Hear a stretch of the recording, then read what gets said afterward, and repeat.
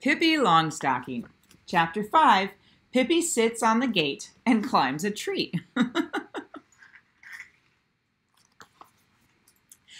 Outside Villa Villacuela sat Pippi, Tommy, and Annika. Pippi sat on one gate post, Annika on the other, and Tommy sat on the gate. It was a warm and beautiful day toward the end of August. A pear tree that grew close to the fence stretched its branches so low down that the children could sit and pick the best little red gold pears without any trouble at all. They munched and ate and spit pear cores out onto the road.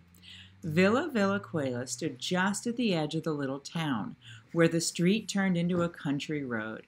The people in the little town loved to go walking out Villa Villacuela way, for the country out there was so beautiful. As the children were sitting there eating pears, a girl came walking along the road from town. When she saw the children, she stopped and asked, "Have you seen my papa go by?" Said Pippi. "How did he look? Did he have blue eyes?" "Yes," said the girl. "Medium large, not too tall and not too short?" "Yes," said the girl. "Black hat and black shoes?" "Yes, exactly," said the girl eagerly. "Nope, that one we haven't seen," said Pippi decidedly. The girl looked crestfallen and went out without a word. "Wait a minute," Pippi shrieked after her. "Was he bald-headed?" "No, he certainly was not," said the girl crossly. "Lucky for him," said Pippi, and she spit out a pear core.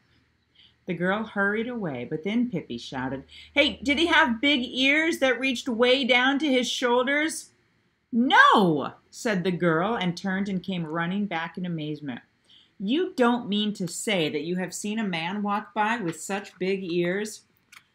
"I have never seen anyone who walks with his ears," said Pippi. "All the people I know walk with their feet."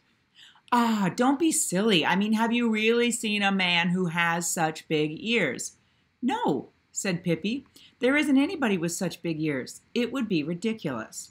How would they look? It isn't possible to have such big ears. At least, not in this country," she added after a thoughtful pause. "Of course, way, way, way up in the north, it's a little different. I guess I have seen someone whose ears were so big that they could use them for a cape. When it rained, they just crawled in under the ears, and it was as warm and snug as you please. Of course, his ears didn't have it so good. If it was very bad weather, he used to invite his friends to camp under his ears. There they sat and sang sad songs while the rain poured down. They liked him a lot because of his ears. His name was Hal Smith. You should have seen Hal Smith run to work in the morning. He always came dashing in at the last minute because he loved to sleep late, and you can't imagine how funny he looked, rushing in with his ears flying behind him like two golden sails. The girl had stopped and stood open-mouthed listening to Pippi. And Tommy and Annika forgot to eat any more pears. They were so utterly absorbed in the story. "He had more children than he could count, and the littlest one was named Peter," said Pippi. His wife didn't want to name him Peter, but Hal Smith was dreadfully stubborn, and he said that the baby should be called Peter or nothing. And he sat down in a corner and pulled his ears over his head and howled. And his poor wife had to give in, of course, and the kid was called Peter. "Really?" said Annika. "It was the hatefulest kid you've ever seen," continued Pippi. "Fussy about his food so that his mother was most unhappy. You know, of course, that they eat swallows' nests way up in the north. And there sat his mother with a whole plate full of swallows' nests trying to feed him. 'Now, little Peter,' she said, 'come, we'll eat a swallow's nest now.' But Peter just shut his mouth tight and shook his head. At last, Hal Smith was so angry that he said no new food should be prepared for Peter until he had eaten a swallow's nest. And when Hal Smith said something, that was that. That same swallow's nest rode in and out of the kitchen from May until October. On the 14th of July, his mother begged to be allowed to give Peter a couple of meatballs, but nope, Hal Smith said no. Nonsense, said the girl in the road. Yep, that's just what he said, continued Pippi. Nonsense, he said. It's perfectly plain that the child can eat the swallow's nest if he'll only stop being so stubborn. But Peter kept his mouth shut tightly from May to October. But how could he live? Asked Tommy, astonished. He couldn't live, said Pippi. He died of plain, common, ordinary pig-headedness the 18th of October and was buried on the 19th. And on the 20th, a swallow flew in through the window and laid an egg in the nest, which was standing on the table. So it came in handy after all. No harm done, said Pippi happily. And then she looked thoughtfully at the bewildered girl who still stood in the road. Why do you look so funny? Asked Pippi. What's the matter? You don't really think that I'm sitting here telling lies, do you? Just tell me if you do, said Pippi threateningly and rolled up her sleeves. Oh, no, indeed, said the girl. I don't really mean that you're lying, but... No, said Pippi, but it's just what I'm doing. I'm lying so that my tongue is turning black. Do you really think that a child can live without food from May to October? To be sure, I know that kids can get along with food for 3 or 4 months for sure, but from May to October? It's just foolish to think that. You must know that's a lie. You mustn't let people fool you so easily. Then the girl left without turning around again. People will believe anything, said Pippi to Tommy and Annika, from May to October. Psh, that's ridiculous. Then she called after the girl, Nope, we haven't seen your papa. We haven't seen a single bald-headed person all day. But yesterday, 17 of them went by, arm in arm.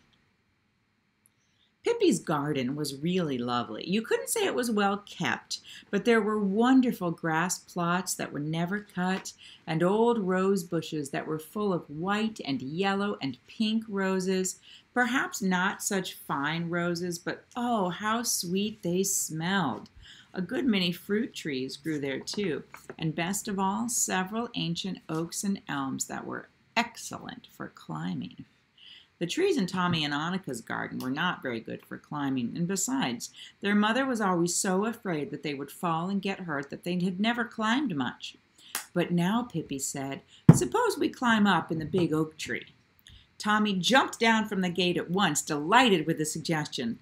Annika was a little hesitant, but when she saw that the trunk had nubbly places to climb on, she too thought it would be fun to try. A few feet above the ground, the oak divided into 2 branches, and right there was a place just like a little room. Before long, all 3 children were sitting there.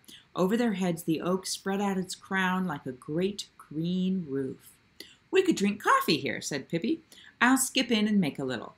Tommy and Annika clapped their hands and shouted, Bravo!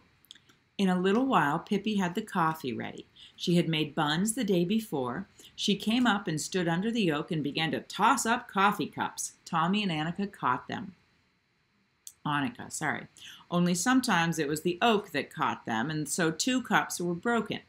Pippi ran in to get new ones. Next, it was the buns' turn, and for a while the air was full of flying buns. At least they didn't break. And at last Pippi climbed up with the coffee pot in one hand. She had cream in a little bottle in her pocket and sugar in a little box. Tommy and Annika thought coffee had never tasted so good before. They were not allowed to drink it every day, only when they were at a party, and now they were at a party. Annika spilled a little coffee in her lap. At first it was warm and wet, and then it was cold and wet, but that didn't matter to her. When they had finished, Pippi threw the cups down on the grass. I want to see how strong the china they make these days is, she said. Strangely enough, 1 cup and 3 saucers held together, and only the spout of the coffee pot broke off. Presently, Pippi decided to climb a little higher.